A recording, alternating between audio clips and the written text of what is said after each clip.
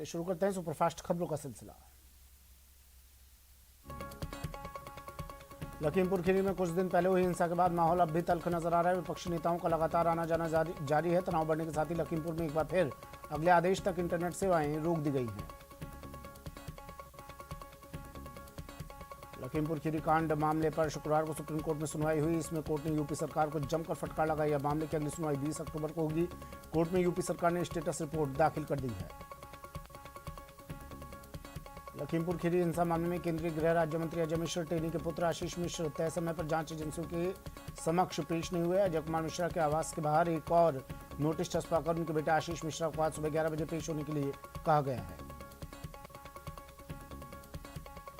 लखीमपुर हिंसा के मामले में कांग्रेस महासचिव प्रियंका गांधी वाड्रा ने कहा कि पूरे मामले पर सरकार को जिम्मेदारी लेनी चाहिए। उन्होंने कहा कि पीड़ितों को सरकार का पैसा नहीं बल्कि न्याय चाहिए। लखीमपुर में मारे गए पत्रकार के घर पर कांग्रेस नेता नवजोत सिंह सिद्धू मौन अनशन पर बैठ गए हैं। सिद्धू ने कहा कि जब तक मंत्री के बेटे गिरफ्तार नहीं हो जाते अनशन से नहीं हटेंगे। शुक्रवार को शिरोमणि अकाली दल का 5 सदस्यीय प्रतिनिधिमंडल लखीमपुर खीरी पहुंचा है। अकाली प्रतिनिधिमंडल ने कहा कि लखीमपुर हिंसा के आरोपियों की जल्द गिरफ्तारी की मांग की है। सुप्रीम कोर्ट ने कहा कि भ्रष्टाचार के हर मामले में प्रारंभिक जांच करने के लिए न्यायिक निर्देश की जरूरत नहीं है। सुप्रीम कोर्ट ने इस मामले में फैसला देते हुए कहा कि सीबीआई भ्रष्टाचार मामले में विश्वसनीय जानकारी मिलने पर सीधे मुकदमे दर्ज कर सकती है। अफगानिस्तान के कुंदुज में जुमे की नमाज के दौरान जोरदार धमाका हुआ। इसमें 100 से ज्यादा लोगों की मौत हो गई और 107 घायल हैं। ये धमाका हजारा शिया मस्जिद को निशाना बनाकर किया गया। श्रीनगर की सड़कों पर आतंकी हमले में मारी गई एक शिक्षिका की अंतिम यात्रा निकली। इस अंतिम यात्रा में शामिल लोगों ने पाकिस्तान और आतंकी संगठन टीआरएफ के खिलाफ जमकर नारे लगाए। केंद्रीय गृह मंत्री अमित शाह ने जम्मू कश्मीर के उपराज्यपाल मनोज सिन्हा को दिल्ली बुलाया। माना जा रहा है कि गृह मंत्री और राज्यपाल की इस बैठक में आतंकियों के खिलाफ कठोर एक्शन पर बातचीत हो सकती है। G20 देशों की संसदों के अध्यक्षों के शिखर सम्मेलन में हिस्सा लेने इटली पहुंचे हैं। लोकसभा अध्यक्ष ओम बिरला ने क्लाइमेट चेंज और ग्लोबल वार्मिंग पर पूरी दुनिया का ध्यान आकर्षित किया। बिरला ने आर्थिक विकास के साथ पर्यावरण संरक्षण की अहमियत बताई।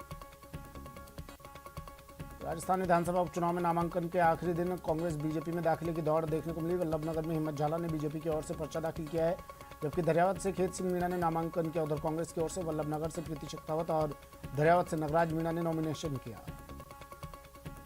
नॉमिनेशन का आखिरी दिन कांग्रेस का शक्ति प्रदर्शन देखने को मिला। धरियावत और वल्लभनगर में सीएम गहलोत ने जनसभा को संबोधित किया। इस दौरान उन्होंने जनता से विकास के लिए वोट करने की अपील की।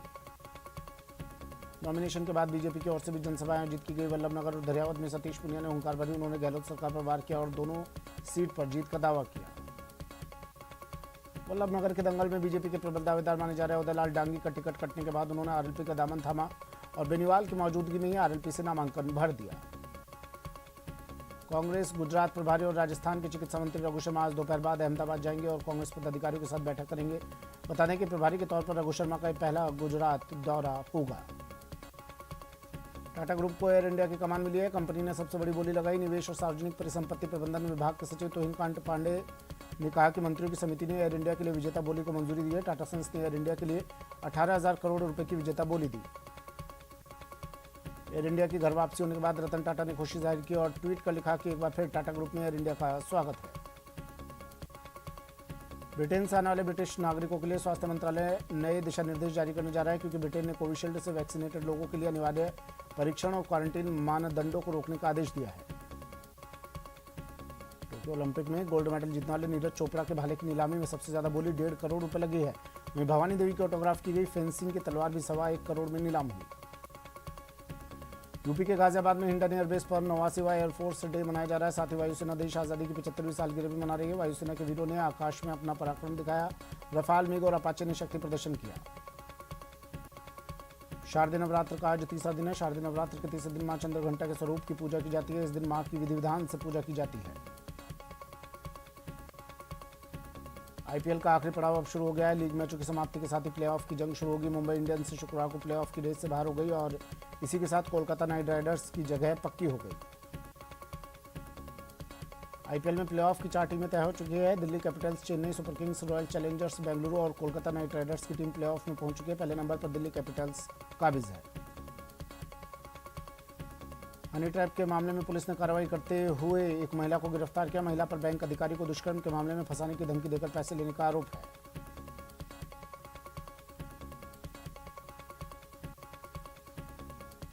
सर्किट बेंच कोटा ने इलाज के दौरान मरीज की मौत होने पर 2 डॉक्टर की लापरवाही मानते हुए परिवादी को 20 लाख रुपए की क्षतिपूर्ति दिए जाने का फैसला सुनाया।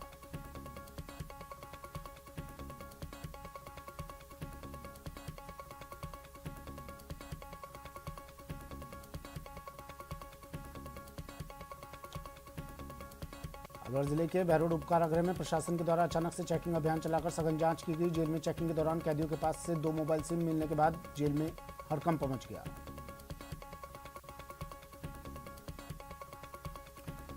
करौली में सेना का जवान बनकर ठग ने डेयरी व्यापारी के खाते से लगभग 18,000 रुपए ऑनलाइन ट्रांसफर कर लिए। पीड़ित ने पुलिस में शिकायत दर्ज करवाई है।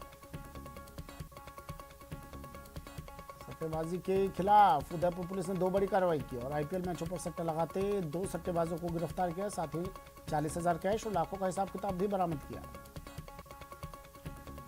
करौली में फायरिंग और मारपीट के मामले में पुलिस ने एक और आरोपी को गिरफ्तार कर लिया है। वहीं मुख्य आरोपी सहित अन्य की तलाश कर रही है। सीकर में हर दिन पुलिस बदमाशों से अवैध हथियार बरामद कर रही है। पुलिस ने बुधवार को 2 अलग-अलग कार्रवाई की और 2 जगह से अवैध हथियार बरामद किए। अलवर में काशीराम चौराहे पर एक व्यक्ति का शव मिलने से क्षेत्र में सनसनी फैल गई। पुलिस मौके पर पहुंचकर शव की शिनाख्त में जुट गई है। कोटपुतली में पुलिस को महिला के गले से जोलिया तोड़कर लूट ले जाने के मामले के में सफलता हाथ लगी है। पुलिस ने 2 आरोपियों को गिरफ्तार कर लूटा गया जोलिया बरामद किया। कोटा में आरोपी की मदद करने और केस को रफा दफा करने के एवज में रिश्वत लेने के 11 साल पुराने मामले में एसीबी कोर्ट ने आरोपी एसआई को 4 साल की सजा सुनाई और 70,000 रुपए के अर्थदंड से दंडित किया। कोटा में पुलिस ने कार्रवाई करते हुए लूट की वारदात को अंजाम देने वाले एक शातिर बदमाश को गिरफ्तार किया। आरोपी के खिलाफ पहले से एक मामला दर्ज है। झालावाड़ जिले के बाकीपुरा इलाके में एक सिरफिरा आशिक ने एक युवती की धारदार हथियार से वार कर हत्या कर दी। घटना के बाद आरोपी ने थाने में आत्मसमर्पण भी कर दिया। धौलपुर जिले में पुलिस ने कार्रवाई करते हुए अवैध हथियार बनाने का बड़ा जखीरा पकड़ा। पुलिस ने कार्रवाई के दौरान आरोपी पिता पुत्र को गिरफ्तार किया और मौके से अवैध हथियार बनाने के उपकरण बरामद किए। अलवर में पुलिस और बदमाशों के बीच मुठभेड़ हुई, जिसमें एक बदमाश को गोली लगी। बदमाश को अस्पताल में भर्ती करवाया गया है। भरतपुर में बेखौफ बदमाशों ने पुलिस पर 20 से 25 राउंड फायरिंग की। जवाब में पुलिस ने भी फायरिंग की और घेराबंदी कर 3 बदमाशों को गिरफ्तार कर लिया। राजसमंद में शातिर चोरों ने चोरी कर पुलिस को चकमा देकर फरार हो गए। हालांकि पुलिस ने कुछ दूर तक इनका पीछा किया, लेकिन चोर भागने में कामयाब रहे। अलवर में भी चोरों का आतंक देखने को मिला, जहां दिनदाड़े बदमाश एक बुजुर्ग के थैले से 1 लाख रुपए पार कर फरार हो गए। शिकायत के बाद पुलिस मामले की जांच में जुट गई है। धौलपुर में भी घुमंतु महिला और पुरुषों ने एक घर को निशाना बनाया और ताला तोड़कर अलमारी में रखे 4 लाख रुपए और 2 तोला सोना लेकर फरार हो गए। नशे के खिलाफ दौसा पुलिस ने बड़ी कार्रवाई की और एक बोलेरो गाड़ी से 240 लीटर हथकढ़ शराब बरामद की। साथ ही एक आरोपी को भी गिरफ्तार किया। डूंगरपुर जिले के बिछुवाड़ा थाना पुलिस ने अवैध शराब के खिलाफ बड़ी कार्रवाई को अंजाम दिया। पुलिस ने कंटेनर से 515 पेटी अंग्रेजी शराब जब्त की, जो कि गुजरात भेजी जा रही थी। कोटा में पढ़ाई के तनाव के चलते कोटा के ग्रामीण इलाके में एक 18 वर्षीय स्कूली छात्र ने विषाक्त का सेवन कर सुसाइड का प्रयास किया, लेकिन समय रहते छात्र को पास के अस्पताल ले जाया गया। पुलिस मामले की जांच में जुटी है। करौली के इंडौन सिटी में जमीनी विवाद को लेकर 2 पक्षों के बीच खूनी संघर्ष हो गया। एक पक्ष ने दूसरे पर धारदार हथियारों से हमला कर दिया, जिसमें एक पक्ष की महिला सहित 5 लोग घायल हो गए। अलवर जिले में नंगला रुद्ध गांव के पास एक डंपर ने बाइक सवार युवक को टक्कर मारकर कुचल दिया, जिससे युवक की मौके पर ही मौत हो गई। पाली जिले में ट्रेन की चपेट मारने से एक युवक की मौत हो गई। लोगों ने पुलिस को सूचना दी। पुलिस मौके पर पहुंची और शव का पोस्टमार्टम करवाया। टोंक जिले के उनियारा में नेशनल हाईवे 148 पर स्कूल वैन और बोलेरो में टक्कर हो गई। हादसे में पिता पुत्र की मौत हो गई, जबकि 4 बच्चे घायल हो गए। लखीमपुर खीरी कांड को लेकर राजस्थान यूनिवर्सिटी के शिक्षकों ने भी सांकेतिक धरना प्रदर्शन किया और दोषियों पर कार्रवाई की मांग की। जयपुर में लो फ्लोर कर्मचारियों की 9 सूत्री मांगों को लेकर किए जा रहे आंदोलन के दूसरे दिन वरिष्ठ पदाधिकारियों सहित कई सक्रिय कार्यकर्ताओं ने प्रदर्शन किया। सीकर शहर के रोशनगंज इलाके में सीवरेज का पानी सड़क पर आने से लोगों को परेशानी का सामना करना पड़ रहा है। लोगों का कहना है कि 2 महीने से सीवरेज का पानी सड़क पर आ रहा है। इस वजह से इलाके में लोगों का रहना मुश्किल हो गया है। बूंदी जिले के नैनवा क्षेत्र में हो रही बिजली के अघोषित कटौती के विरोध में मानपुरा ग्रेड पर लोगों का गुस्सा फूटा। ग्रामीणों ने किसान महापंचायत के आह्वान पर ग्रेड पर धरना देकर प्रदर्शन किया। बीकानेर में कांग्रेस अध्यक्ष मेघ सिंह पर हमले के विरोध में सर्व समाज के लोगों ने नोखा थाने का घेराव कर आरोपियों की गिरफ्तारी की मांग को लेकर प्रदर्शन किया। सीकर नगर परिषद के भाजपा पार्षदों ने प्रशासन शहरों के संग अभियान में अनियमितता का आरोप लगाते हुए अनिश्चितकालीन धरना शुरू कर दिया। डूंगरपुर जिले के पंडित दीनदयाल उपाध्याय स्मृति मंच ने विरोध प्रदर्शन किया। स्मृति मंच ने कलेक्ट्रेट पहुंचकर नवरात्रि में गरबा मंडलों को गरबा खेलने की अनुमति दिए जाने की मांग को लेकर प्रदर्शन किया। दौसा जिले में खाद के लिए किसानों में हाहाकार मच गया। लालसोट में खाद लेने के लिए किसानों की लंबी लाइन दिखी। हालांकि कई घंटों तक लाइन में लगे होने के बाद भी किसानों को खाद नहीं मिली। बांसवाड़ा में बढ़ती आपराधिक घटनाओं को लेकर बीजेपी ने प्रदर्शन किया और सीएम अशोक गहलोत के खिलाफ नारेबाजी की। इस दौरान हजारों की भीड़ ने कोविड प्रोटोकॉल के नियम की धज्जियां उड़ाई। प्रदेश में नकलबाजों और पेपर लीक करने वालों के खिलाफ इस समय मेहनतकश अभ्यर्थियों में आक्रोश है। अभ्यर्थी इस तरह के लोगों के खिलाफ कड़ी सजाओं की मांग कर रहे हैं, लेकिन नकलबाज नए नए हाईटेक तरीके आजमाकर परीक्षाओं में नकल को अंजाम दे रहे हैं। राजसमंद जिले में 23 और 24 अक्टूबर को होने वाली पटवार सीधी भर्ती परीक्षा 2021 की प्रशासनिक तैयारी को अमली जामा पहनाया गया। कलेक्टर अरविंद ने आदेश जारी कर जिला स्तर पर परीक्षा नियंत्रण कक्ष की स्थापना कर कर्मचारियों की नियुक्तियां की। श्रीगंगानगर की रावला मंडी में उत्तर प्रदेश में हुए लखीमपुर खीरी घटना के विरोध में कैंडल मार्च निकाला गया और घटना में शहीद हुए लोगों को श्रद्धांजलि दी गई। सांबर झील के कुशल प्रबंधन के लिए समर्पित राज्य सरकार की ओर से सांबर झील प्रबंधन एजेंसी के गठन को मंजूरी दी गई। इस मंजूरी पर वन एवं पर्यावरण राज्य मंत्री सुखराम बिश्नोई ने मुख्यमंत्री का आभार व्यक्त करते हुए प्रसन्नता जताई। अभिनेत्री और राज्यसभा सांसद रूपा गांगुली शुक्रवार को एक दिवसीय दौरे पर जयपुर पहुंची। यहां गांगुली ने स्कूल के बच्चों से बात की, वहीं मीडिया से बात करते हुए बंगाल सरकार पर हमला बोला। प्रभारी मंत्री महेंद्र चौधरी का जोधपुर दौरे पर हैं। उन्होंने नगर निगम द्वारा आयोजित प्रशासन शहरों के संग शिविर का अवलोकन किया और लाभार्थियों को पट्टा वितरण किया। मेवाड़ क्षेत्र के महान योद्धाओं की वीरता और बलिदान के इतिहास को फिर से तलाशने और पुनर्जीवित करने के लिए रेजिमेंट वीरों के त्याग और बलिदान की धरती विषय के तहत मेवाड़ ट्रेल का आयोजन शुरू किया गया। प्रभारी मंत्री प्रसादी लाल मीणा सवाई माधोपुर जिले के दौरे पर रहे। उन्होंने बोली ब्लॉक में आयोजित प्रशासन गांवों के संग शिविर में शिरकत की। इस दौरान उन्होंने ग्रामीणों की समस्याएं सुनी और ग्रामीणों को पट्टे भी बांटे।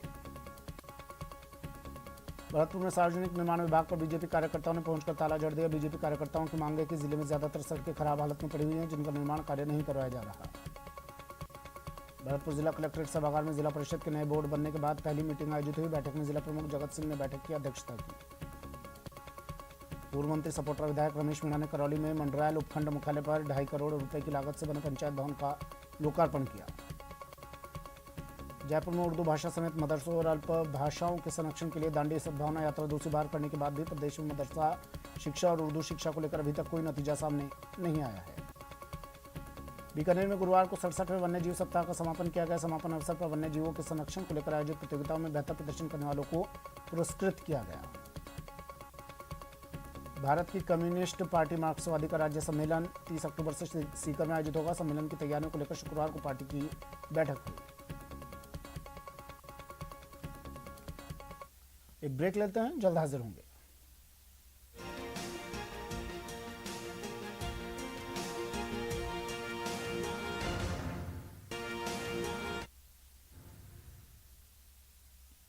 ब्रेक के बाद स्वागत है आपका। चलिए फिर से शुरू करते हैं सुपरफास्ट खबरों का सिलसिला।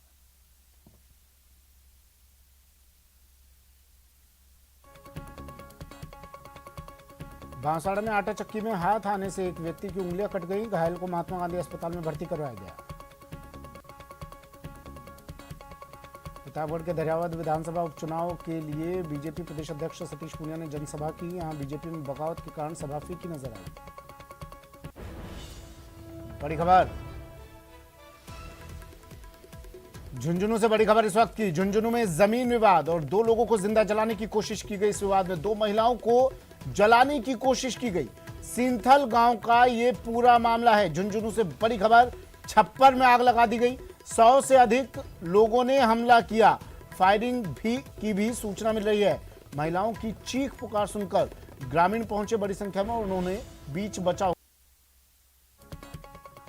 राजसमंद कलेक्टर अरविंद पोसवाल ने कहा कि प्रशासन गांव के संग अभियान का ग्रामीण जन अधिक से अधिक सरकार की कल्याणकारी योजनाओं का लाभ लें। राजस्थान मानवाधिकार आयोग के अध्यक्ष गोपाल कृष्ण व्यास ने उम्मेद अस्पताल का औचक निरीक्षण किया। निरीक्षण के बाद वो यहां के कामकाज को लेकर संतुष्ट नजर आए। अजमेर डिस्कॉम ने अब बिजली कटौती करने का फैसला लेने के साथ ही ऊर्जा संरक्षण की दिशा में भी बड़ा कदम उठाया है। डिस्कॉम एमडी वीएस भाटी ने डिस्कॉम क्षेत्र के सभी नगर पालिका क्षेत्रों में 2 से 3 घंटे और ग्रामीण इलाकों में 2 हिस्सों में 6 घंटे तक कटौती के आदेश जारी किए। मरुधरा में कोरोना महामारी के केसेस कम हो चुके हैं, लेकिन दूसरी ओर मौसमी बीमारियों ने तेवर दिखाने शुरू कर दिए हैं। बरसाती सीजन खत्म होने के साथ ही प्रदेश की जनता मौसमी बीमारियों की चपेट में है। डेंगू के साथ ही जहां स्क्रब टाइफस के केस भी लगातार बढ़ रहे हैं। रेल यात्रियों की सुविधा को ध्यान में रखते हुए रेल प्रशासन ने 2 जोड़ी रेलगाड़ियों में 3 अतिरिक्त कोच लगाने का निर्णय लिया है। वरिष्ठ मंडल वाणिज्य प्रबंधक अजय कुमार पाल ने जानकारी दी। भरतपुर में जिला कलेक्ट्रेट सभागार में पर्यटन विभाग की बैठक आयोजित हुई, जिसमें जिले में पर्यटन स्थलों को बढ़ावा देने के बारे में चर्चा की गई। सवाई माधोपुर के राजीव गांधी संग्रहालय में वन्यजीव सप्ताह का समापन हुआ। समापन अवसर पर प्राकृतिक संग्रहालय में रणथंभौर बाघ परियोजना की ओर से भव्य समारोह का आयोजन किया गया। स्वर्गीय पंडित नवल किशोर शर्मा की 9वीं पुण्यतिथि पर प्रार्थना सभा और पुष्पांजलि कार्यक्रम का आयोजन किया गया। इस अवसर पर प्रार्थना सभा और पुष्पांजलि का आयोजन किया गया। कोटा के रामपुरा सरकारी अस्पताल में उस वक्त हड़कंप मच गया जब अस्पताल के बाहर पर्ची काउंटर के पास 7 फीट लंबा अजगर निकलकर सामने आ गया। श्रीगंगानगर में निजी बसों में विद्यार्थियों के लिए किराए में छूट की मांग को लेकर एसएफआई ने सादुल शहर उपखंड कार्यालय का घेराव किया। बीकानेर नगर निगम में हाल ही में खरीदी गई 2 फॉगिंग मशीनें खराब हो जाने से नाराज कांग्रेस पार्षदों ने निगम उपायुक्त का घेराव किया और मशीनों को जल्द ठीक करने की मांग रखी। कोटा के वार्ड 71 में सीवरेज का गंदा पानी फैलने से इलाके में बिन मौसम बारिश के हाल है। नवरात्र के मौके पर मंदिरों में पूजा करने जाने वाले लोगों को सीवरेज के गंदे पानी में से निकलना पड़ रहा है। बार बार शिकायतों के बावजूद भी सीवरेज की समस्या का समाधान नहीं होने से स्थानीय लोगों में आक्रोश व्याप्त है। सिरोही में विधायक संयम लोढ़ा ने छात्रा स्कूटी योजना के तहत 80 मेधावी छात्राओं को स्कूटी का वितरण किया। सुजानगढ़ के गांव गोपालपुरा में चूरू जिला प्रभारी और उच्च शिक्षा मंत्री भवन सिंह भाटी ने प्रशासन गांवों के संग शिविर का निरीक्षण किया। राजसमंद में नवरात्र को लेकर डांडिया महोत्सव शुरू हो चुका है। ग्रामीण अंचल में गली मोहल्लों में डांडिया का आयोजन किया जा रहा है। जयपुर नवरात्र पर्व के अवसर पर महिलाओं को सशक्त बनाने के लिए लघु उद्योग भारती द्वारा विशेष प्रदर्शनी लगाई गई। इस विशेष प्रदर्शनी में महिलाओं द्वारा निर्मित महिलाओं के घरेलू व्यावसायिक और दैनिक जीवन में कार्य आने वाले उत्पादों को ही प्रदर्शित किया गया। फिलहाल इतना ही, दीजिए इजाजत, नमस्कार।